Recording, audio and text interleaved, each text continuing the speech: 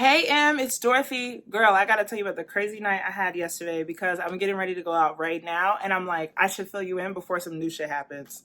Yeah, so you definitely should have came out last night because it was just too much. Like, I know you be watching the moon. The moon must have been doing something yesterday because I got all swirled up at work and then my boss was getting on my nerves. And so I ended up just going to happy hour because I was like, I need to blow off some steam. But then tell me why happy hour didn't even get off to a happy start. Because time I get there, people start blowing up my phone, talking about my ex is talking about me on live. Yes, that one. Yeah, Crow, the lanky one from the Midwest. So tell me why he's on live talking about how he messed up his last relationship and he misses me. No, he didn't say me by name, but like, of course, people knew he was talking about me. That's why they were blowing me up. Duh. So, the whole point of his little speech on live or whatever is that he feels like he needs to seek help because he's not right in the head. Yeah, like he's really out here doing free advertising for online therapy, talking about if he only had a brain. And I tried to tell him when we were together that if he was that self-conscious about only having a GED, that he should just go on ahead and get an associate's degree so he could put it behind him. But he say he don't want to go to school because he can't pay attention. But he would be listening to those Toxic Boy podcasts for hours on end. So does he want to listen to me? No, he would rather fill his mind with literal garbage. So I'm at the bar reading the comments on his live when this real burly dude came up to me. Like he got all this hair, right? Like head full of dreadlocks, broad-shouldered, long lashes. And you know I love a man with some long lashes. But you could tell he was like so shy. So he comes up to me, but he don't say nothing. So I'm looking at him like, hi. And he's like, I've been over there thinking about, what I wanted to say to you, and I worked up the courage, but now I don't know what I want to say. So I'm like, well, do you want to buy me a drink or something? And he looked me dead in my eye and told me that he doesn't drink because vodka gives him nightmares. This is a grown man. So we just looking at each other. I'm looking at him. He's looking at me. And then he just walked away, like with his tail between his legs. It was crazy. And at this point, I was really ready to chalk it up and go home because you weren't there. I had had enough. The night was getting weird. The spot was dead. And I was literally about to close my tab when this other guy in a silver suit slides up to me. And when I tell you that he slid, literally, it was the strangest thing. But anyway, he slid up to me and he goes, I could not believe this. He goes, hey girl, I don't have a heart. Any chance I could borrow yours? Now, between the slide and the shiny suit and his corny little line, I just bust out laughing. And he was dead serious. I said, what you mean you don't have no heart? And he talking about how his ex put a curse on him. You know how their exes are always crazy after the relationship ends, but never when they're his girl, So I told him, listen, you cute, but I'm not interested in nobody who don't got no heart because what you gonna do for me? That curse is probably contagious or something. So he tells me he's about to go get a heart and he'll probably have one by tomorrow. And if he can get a heart, will I go dance with him? I said, boy, whatever. And I gave him my number. So today he texted me talking about he just found out he had a heart the whole time. And so we going out after all. Listen, I don't know what is going on with these men out here in Oz, and I don't know why they look at me and think that I have the time to go on these little side quests with them to help build emotional intelligence. And I definitely think that this one has a few screws loose with the way that he was acting. He said his name is Timothy, but he goes by Tim. I said Tim. He said no, 10. I said Tim, like Timothy. And he goes, no, not Tim like Timothy, 10 like the metal. It's some kind of neighborhood nickname.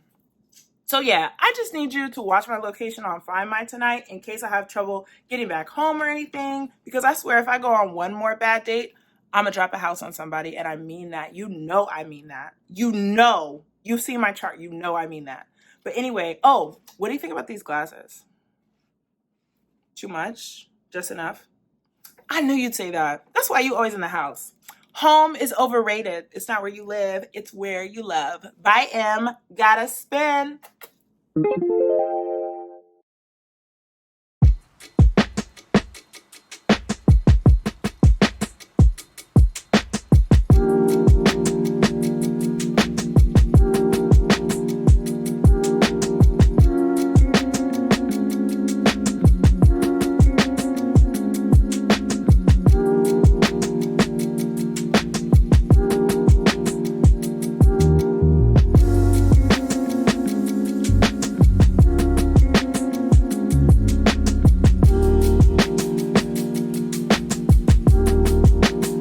Welcome back, Black Stars. My name is Anastasia X, and I love art almost as much as I love Black people. So I started Black Star Reviews to shine a light on the work of Black creatives in New York City and beyond. Today, we are reviewing a show that is near and dear to my heart, the 2024 rendition of The Wiz, which is a revival of the 1975 Broadway musical, The Wiz, a super soul musical, wonderful Wizard of Oz. This traveling revival is currently in New York on Broadway at the Marquis Theater. The show is directed by Shelley Williams and stars Nichelle Lewis, Wayne Brady, Deborah Cox, Melody A. Betts, Kyle Ramar Freeman, Phillip Johnson Richardson, and last but not least, Avery Wilson. So pick your right foot up, put your left foot down, because we got places to be.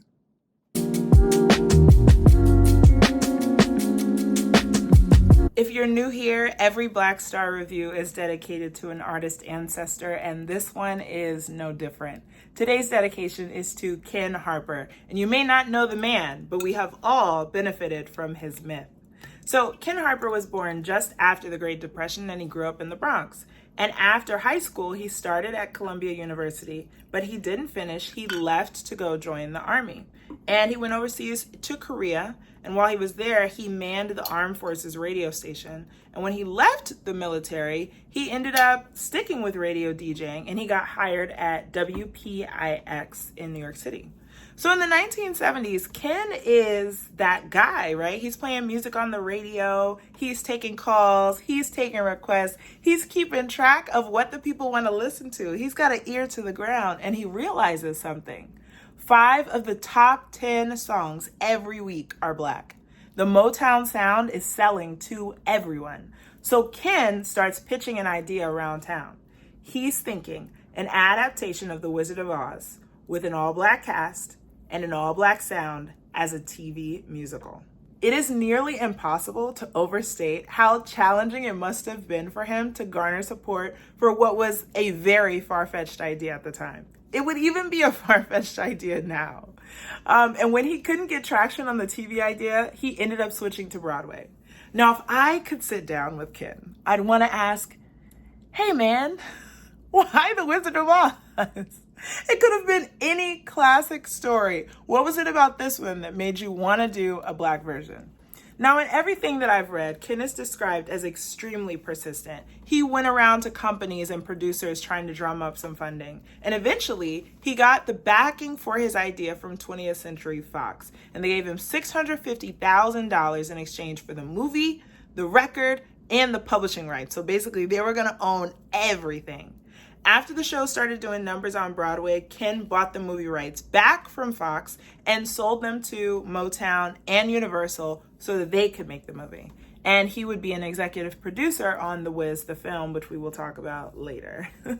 Now, I don't know where Ken learned about business or movie options or even theater production, but it really seems like he figured it out. He didn't write the show or the screenplay. He didn't compose the music. He didn't suggest a single lyric. He came up with an idea and he sold it. He was 39 years old when the movie came out, and he passed away a short time later when he was 48. There is mixed information on the cause of death, but his papers were posthumously gifted to the Schomburg Center in Harlem, of which I am a supporter and proud visitor. In the time that Ken was here on Earth, he believed in Black music. He knew it was exceptional. He knew it could be lucrative, and he seemed to walk boldly in his own direction. The creation of The Wiz, which was 100% his idea, changed the trajectory of Black theater and expanded the boundaries of what constitutes a Broadway sound. So we have poured some out today for Ken, a hustler, a tastemaker, and a visionary. Cheers to you, Ken. This episode is in honor of you.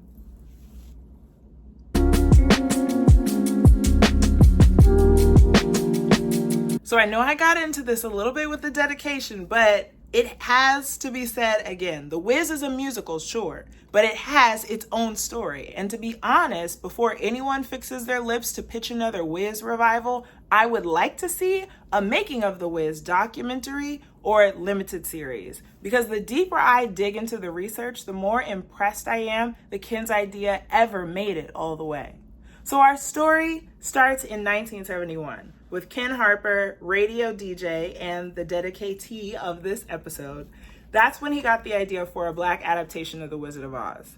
And he got a lot of no's, but he eventually gets $650K, and he finds this guy, William F. Brown, to write the book, which is the story and the script, and Charlie Smalls wrote nearly all of the music and the lyrics. There is one song that Charlie Smalls did not write. You may have heard of it. It's called Brand New Day. And it was written by this young 20-something, maybe you know him, Luther Vandross.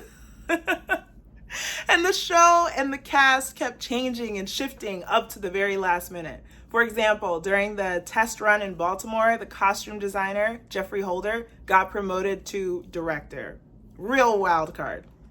So in 1975, 4 years after Ken was shopping this idea, the show, fully titled The Wiz, the Super Soul Musical Wonderful Wizard of Oz, premiered at Broadway's Majestic Theater. Now, obviously, I am far too young to have seen the original 1975 version, but the people at the time gave it mixed reviews. It was nearly pulled on its opening night, like it almost opened and closed same night.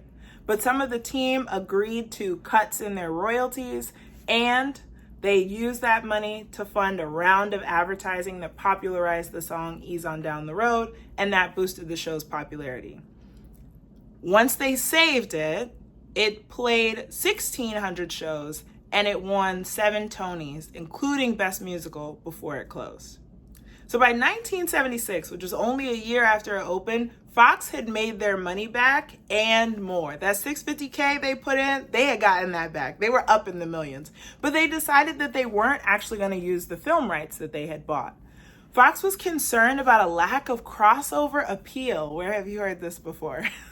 They were just not convinced that there was enough mainstream interest to make this project profitable. And they said this with their whole chest, even as the Broadway audiences were 75 to 80% white, even as TV shows like Good Times and The Jeffersons and Sanford and Son were popular and profitable. But Fox was like, listen, we don't want to take on this risk. So in July 1976, Universal and Motown buy the film rights. But Fox was like, listen, if you're going to make the movie, you got to do it right now. And they had them on a really tight timeline. And once the film was in progress, it too got off to a little bit of a shaky start. Now there's the drama that you know and the drama that you don't know. The drama you know, Diana Ross usurped Berry Gordy and went directly to Universal to secure the role of Dorothy after Berry Gordy had fully intended to cast Stephanie Mills, who was playing the lead in the show on Broadway. Now, unless we hear from Diana, we'll never know why she wanted the role so badly. But maybe she really liked the story. Or maybe it had something to do with Diana and Barry having had an affair and also a daughter together. Diana's playing the lead was so controversial that the original director of the film left the project because he was like, there's no way Diana, a woman in her 30s, is going to be believable as a younger woman. Now, here's the drama that you don't know. At the time, it was the most expensive movie ever made in New York City, somewhere around $23 million. Because of that tight timeline, the director was able to use that as a reason to not turn in or stick to a budget for the film. So it's kind of like giving a city girl a no-limit credit card. She gonna run it up. Ultimately, the film was heavily criticized and it only grossed a little over $8 million, making it pretty much a loss for Universal and Motown. So fast forward to 1984, there was a 13-performance Broadway revival. So 13 performances is like a week and a half. And in 2015, there was a TV version on NBC. And now The Wiz is back. So here is what matters in all of that context. The Wiz has not been on Broadway since 1984, which is almost exactly 40 years ago. The film, which initially flopped but found eventual success as a cult classic, is likely more relevant to today's audience than the original Broadway production is. And The Wiz has always had money troubles and critic troubles and casting drama, and it's managed to be an unbothered icon all the while. So let me tell you about what goes down in this most recent edition of a Black theater classic, the 2024 revival of The Wiz.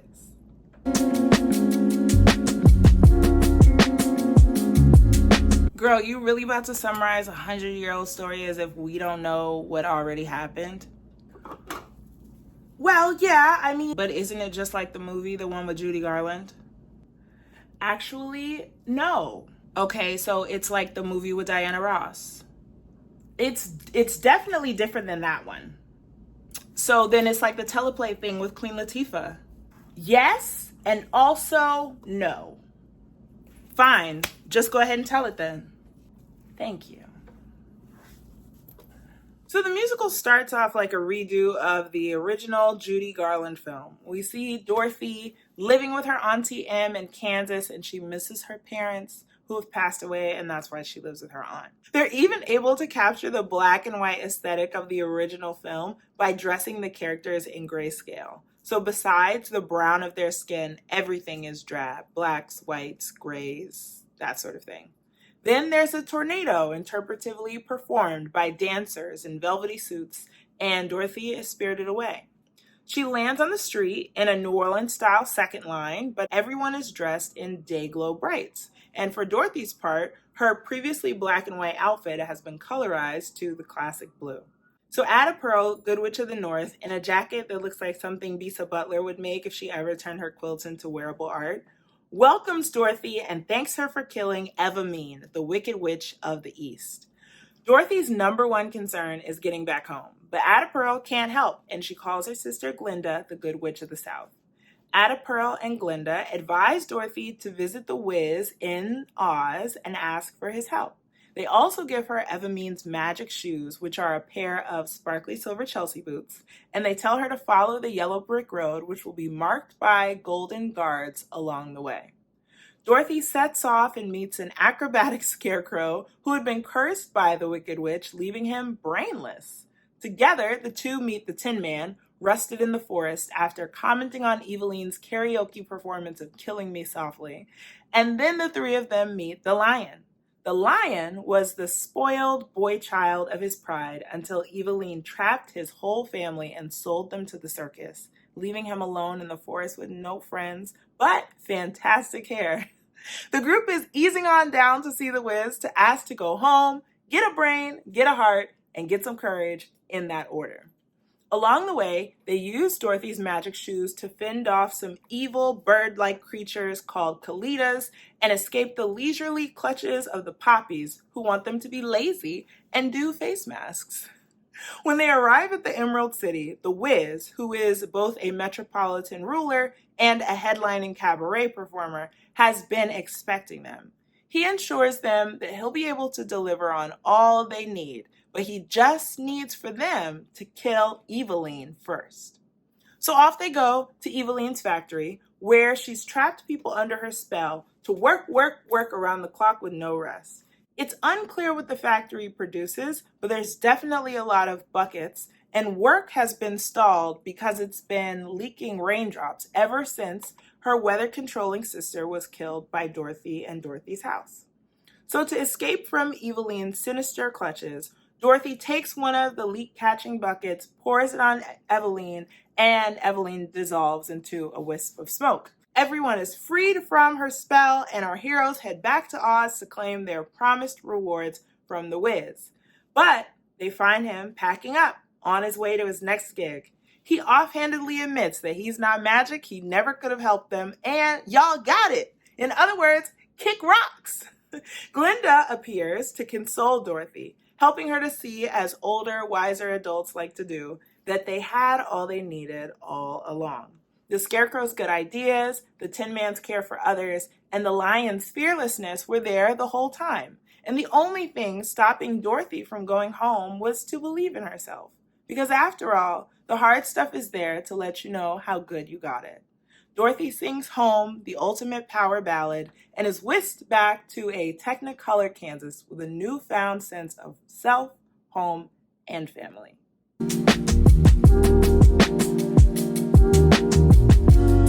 I went to third grade on a military base in Portugal, and of all the places in the world, this was where I had my first and last Black teacher. Her name was Miss Reed, and I have had a lifelong obsession with her. She was the first person to tell me about Africa as a place that you could go and visit and enjoy. She was the first person to tell me about Harvard and to encourage me to go there. I would ultimately go to Hampton. She was the first teacher that my mom ever invited over for dinner, and she's also solely responsible for starting my love affair with The Wiz. So our class had a movie party for learning our multiplication facts, and Miss Reed didn't bother asking us what movie we wanted to watch. She popped us some popcorn, pushed in the tape, and she went to her seat. I was mesmerized from the moment that she pressed play. Here were voices and faces that I knew, but they were in a movie and they were moving. You have to remember that this was before YouTube. Like, I had seen the video for Michael Jackson's Smooth Criminal one time on overseas television, but I couldn't revisit it. I only had the memory. That and the pictures from the Bad album were all I could use to create music videos of Michael Jackson in my mind. Same with Diana Ross. I had seen photos of her in Jet or in Ebony, and I had heard the song Baby Love, but I had never seen and heard Diana Ross sing at the same time. And I know this makes me sound old, but this was a huge deal to me. And I knew from the first sound of the Munchkins in the Sandbox when they hit that, I knew this film was truly something. So in true school movie party fashion, we never got to finish it. And over dinner with my family, I explained my excitement and my distress. I had found my favorite film, but I would never know how it ended. There was Dorothy, Diana, Michael Jackson, Nipsey Russell, and the Lion, and they hadn't been able to catch a cab the whole time. I was sad, but I also accepted this because that's how things were in the 90s. If you weren't near a TV during the big game and you hadn't already manually taped the program on your VHS, then you missed it. That was just it. You could read about it the next day in the newspaper, or you could ask somebody else, hey, how was that game? How was that movie? How was that show? For Christmas that year, there was a rectangular present under the tree with a note that was referencing Beauty and the Beast written in my mom's handwriting. Santa was cool and all, but my parents really wanted credit for their Christmas gifts. So on the big day, I tore off the wrapping, saw what it was, and in one fell swoop, headed straight for the VCR. Because it was The Wiz. I owned it. I could watch it anytime I wanted, and most of all, I could finish it. The parts that I hadn't seen in school were even more iconic than the parts that I had. You've Got to Be Seen in Green, the terrible growing lanterns threatening to crush the heroes in the subway, the lithe brown bodies slick with sweat emerging from their ugly suits, Richard Pryor's peerless delivery of the opening line, "So you wanted to meet the wizard," and the presence of a veritable angel, Lena Horne, with her pale face, her high cheekbones, in a cloud of blue organza. My classmates and my friends seldom shared my enthusiasm for or even my knowledge of the film, but that did not matter to me because I was a pretty quirky kid, and so it was just like my little secret treasure. You can look at any guide of what to do in New York City and you'll probably never see "Visit the New York State Pavilion" as a standalone suggestion. The 1964 World's Fairgrounds are falling apart. They have been since 1964. And truthfully, there's not much to see there as much as there is to imagine that something magical maybe happened here. The way that the film, The Wiz, straddles between real places like the Hoyt Skimmerhorn Station and fantasy, the fantasy of those very scary lantern monsters, makes it feel so touchable. Like it gives it a texture that you can pass between your fingers, like a corduroy or a brocade. And I share all of that with you because for anyone who, like me, was a fan of the movie, this revival lacks that texture. Before Friday, I would have told you without hesitation that I was a fan of The Wiz. But now I feel like I need to add an asterisk. I have been a fan of The Wiz, the movie. So now that that's all behind us, let's talk about The Wiz, the musical. It hasn't been up for 40 years, so they had to slide a little oil to it. And here are the updates as I noticed them. And for the record, since I don't have enough time machine tokens to go back to 1975, I recently rewatched the 2015 teleplay as a point of comparison. So in the playbill, it says additional material for this production by Amber Ruffin. Y'all know Amber. It's the black girl with the suits and the ties and the late night show. She's very funny. She is very quick and she's very quippy. And there's always clips of her show circulating, even though the show ended in 2022. Amber is also an author and she's the voice of the purple M&M. And she added her special touch to this production. And it's so clear which lines are Amber's. There's a moment when the scene from the meme, the one that looks like this, is recreated in the show. And there's also an exchange where the heroes are playing the dozens and losing with the gatekeepers of Oz. And these were the moments where the show felt timely and relevant, and the audience had an invitation to engage and laugh. So shout outs to Amber, great job. The next update is shoes. Quick shoe history. In the Bomb version, Judy Garland wore ruby red sequin pumps with a bow at the toe. In the Motown film, Diana wore silver pumps in a very classic silhouette. In the teleplay, Shanice Williams wore a prismatic silver Mary Jane pump with a good low height on it. She has beautiful legs. It was the perfect shoe for her. And in this Broadway revival, Dorothy wore a sparkly silver Chelsea boot. There was no discussion of the shoe choice or the shoe change, but I thought the choice of the boot was interesting, especially with her outfit, which was essentially a jumper. It's just not the shoe that I would have chosen for the fit. And I'm not saying this is like a shoe freak, like this review is not about shoes, but the story makes the shoes almost a character in the show. So I feel like if we're going to change the shoe, then let's really do it. The cut, the color, the texture, let's really go for it if we're going to change the shoe. So the Chelsea boot was different. I had a feeling about it. Maybe you'll have a different feeling. Final update is the poppies. In both the original text and the film adaptation, the poppies were an allusion to opium, aka heroin. There's the whole like, oh, if you eat a poppy seed bagel or like drink poppy seeds, you'll fail a drug test. Same idea there. That's the connection between all of those things. So in the teleplay, the poppies were sexy and seductive. In this revival, the poppies were just fun gals with afros dressed in leaf green velvety onesies, and they were big fans of self-care. Like they tempted their victims with massages and cucumber eye patches, leisure reading, and rest. And I'll tell you, they would have got me because those are some of my favorite things. Now, this was such a deliberate change, but there was little explanation of why. Are we saying that self-care is a drug best used in moderation? Are we saying that the monetization of rest is distracting all of us from our true purpose? Or maybe it was just easier to sidestep the drug reference during our nation's ongoing, unsolved opioid crisis? Don't know. So Amber killed it with the new jokes and the one-liners, but those other changes seem to lack intention. And then there are the areas where the intention was visible, but the show underdelivered. The first is the ensemble, which really troubled me throughout the show. Having been a fan of the movie, the images in my mind involve a lot of people, like football teams worth of people. 100 munchkins, 50 exuberant dancers singing Brand New Day, 75 people strutting through the gilded streets of Oz. And I realize that there are budgets and the stage can only fit so many people. But I felt at multiple times during the show that the stage and the sound was only partially full.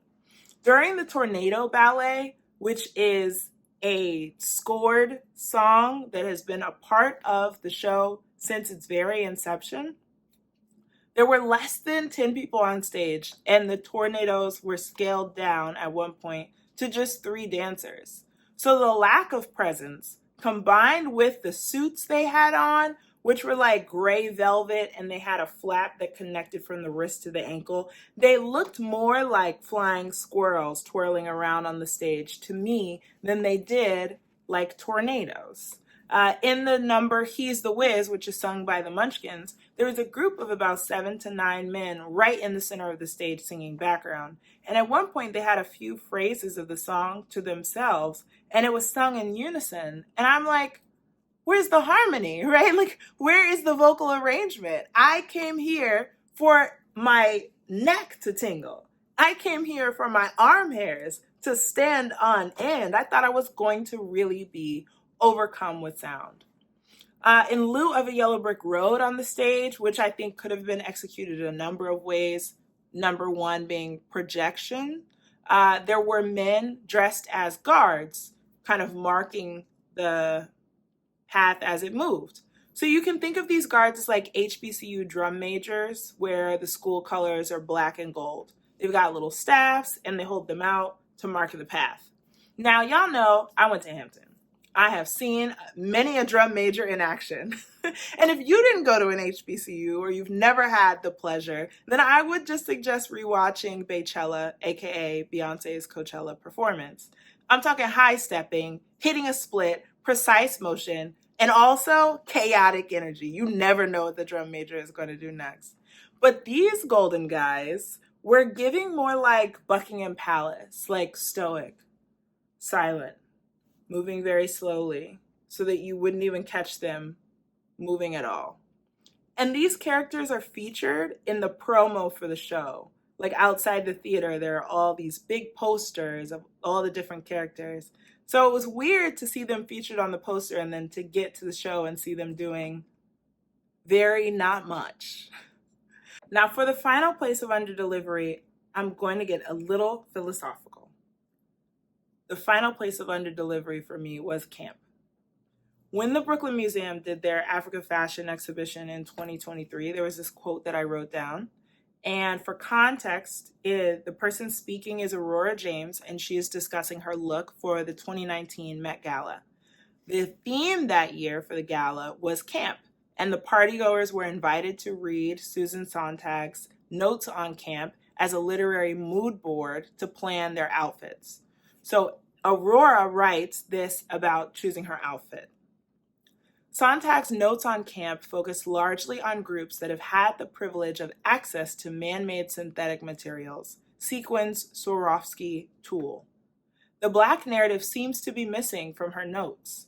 Are the over-the-top floral headbands not just a riff on the women of the Omo Valley? We know where animal prints come from. And isn't Orchid not the campiest beauty of all? I think the true queen of camp might actually be Mother Nature. And something tells me she's Black. So in the quote, Aurora makes this connection between the origination of and the exclusion from the camp aesthetic, and I think she's spot on. In media, we don't always have the same opportunities to be silly or to be over the top unless we're functioning within an acceptable stereotype. Camp is the so bad it's good, like so tacky it's fashion. If you were making a documentary about the history of the Black camp aesthetic, you would have to reference The Wiz, the movie. Look at Miss Wand. Look at the lion. Look at the Tin Man. Look at this silly straw scarecrow. Look at his nose. What is happening here? It's the absurdity of the story, the absurdity of the characters, the absurdity of the presentation. That's what let The Wiz flop in its time and then be rediscovered. They captured the full camp aesthetic in the teleplay too, like neon wigs, geometric costumes, layered elements and levels in the set design. I was desperate to see that same over-the-top element in real life when I went to go see this revival, but all I got when I wanted the unimaginable was like the slightly askew. So it wasn't quite camp, and thinking back to Aurora James, it felt like it wasn't quite our heritage. It was not an animal print bodysuit. It was an animal print lining inside of a blazer jacket, right? Subtle, understated. But camp and understated don't match. So alas, no delivery of camp for me. And then there's the lack of social commentary. If we go back to the original Broadway production, Ken Harper was a radio DJ. He saw the popularity and the potential of Black music. He saw a place for R&B and soul music on Broadway, and he turned out to be right. There was nothing else like it. There was nothing else like the way it celebrated Black music. If we look to the film, it was set in New York. Dorothy is from Harlem. The Scarecrow is in the ruins of a burned down Bronx. The Tin Man is a former Coney Island attraction. The lion is encased in one of the statues outside of the New York Public Library. And the great and powerful Wiz is just a wimp from Atlantic City. The characters can't catch a cab, which is a thing, trying to get a cab while Black before Uber. I lived it. And the poppy scene is like a miniature anti-drug campaign. The workers in Eveline's factory unzip their minstrelized suits with these like exaggerated Black features to reveal the beauty and the diversity of Blackness. So what are we to make of this rendition? In a time where Black people are once again doing so many innovative things with sound, there was a missed opportunity to celebrate the breadth of Black music. There were small moments of Afro beats, New Orleans bounce, and the Tin Man even does like a little bit of breakdance to a hip hop beat after he's all greased up. But these felt like bookmarks, like they were slid in to the text rather than becoming the text itself. And I realize that it might be difficult to make a show that's so steeped in New York City relevant as it travels across the country. But then I'm like, what if the show shifted regionally as it travels? Like, what if the Oz dance scene was choreographed to reflect where the show is taking place? And this was something I talked about with my friend Brady during the intermission. So besides Miss Ruffin's comedic gems, I don't get the feeling that this revival is really saying anything new. And because for me, it doesn't top the way that I feel when I watch the movie or when I watch the teleplay, I'm left feeling a little bit like Dorothy, to be honest. Like it turns out that I had what I wanted the whole time. I don't need to ease on down the road to Midtown. I just need to click my heels 3 times and press play on my VCR.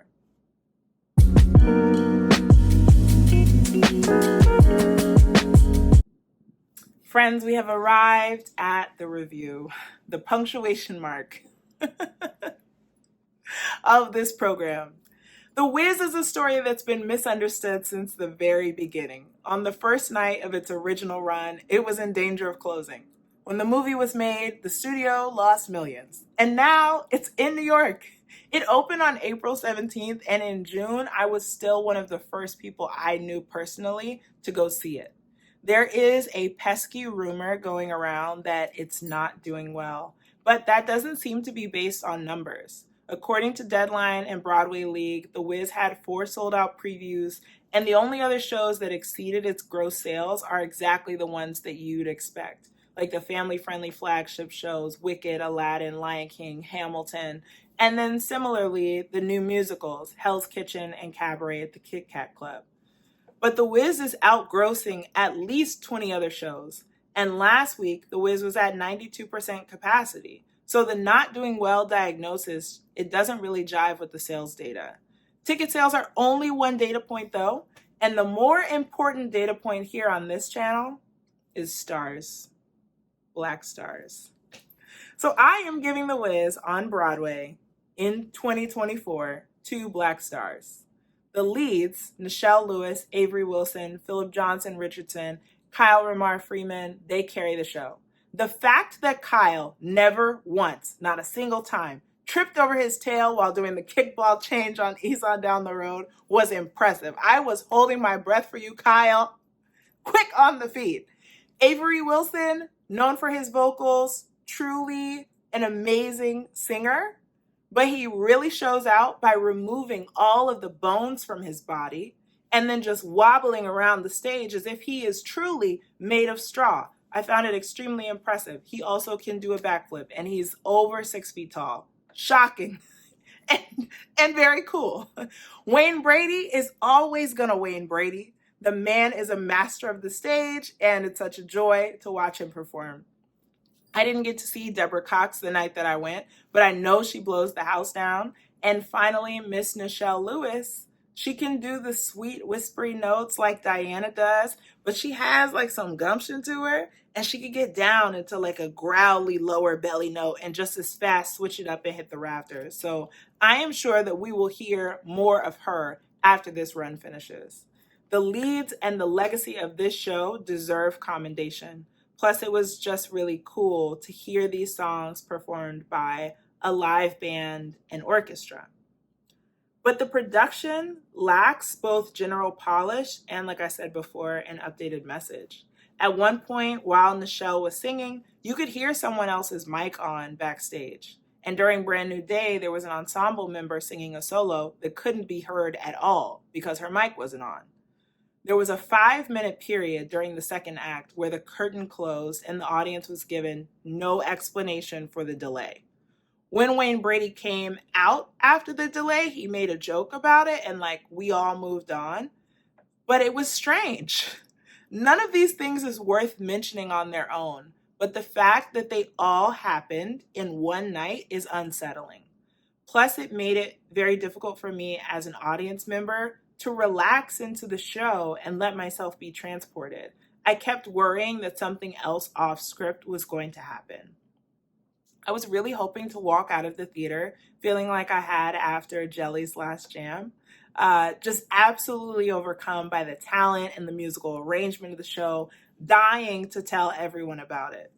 Instead, to be honest, I walked out feeling a little let down and strangely a little embarrassed.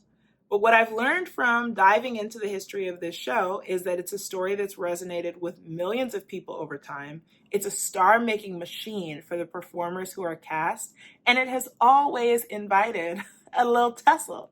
So feel free to fight me. Go with a friend, get a same-day rush ticket for $45, and see it for yourself. And then come back and tell me why I'm wrong. I'm not no cowardly lion, so we could go toe-to-toe. Who would I take?